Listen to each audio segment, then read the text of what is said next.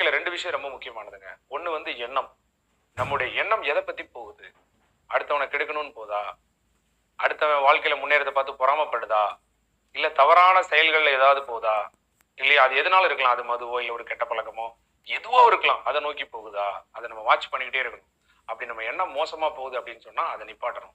எப்படி சார் நிப்பாட்டுறது? அதுக்காக ஒரு கோயில் போறதோ, ஒரு தன்னம்பிக்கை புக் வாங்கி படிக்கிறதோ, நல்ல நண்பர்கள் கூட சேர்க்கிறதோ, இல்ல ஒரு சொற்பொழிவு கேட்கிறதோ, இப்படி நல்ல விஷயங்கள தான் தேடி போக விடணும்.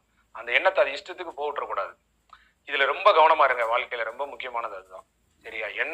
அந்த எண்ணம் என்ன சிந்திச்சுக்கிட்டு இருக்கு? எப்போதுமே நம்மள உயர்வா சிந்திக்குதா? வாழ்க்கையில நான் என்னைக்குனாலும் ஜெயிப்பேன். என்னால வர முடியும். நானும் வருவேன். நானும் ஜெயிப்பேன்.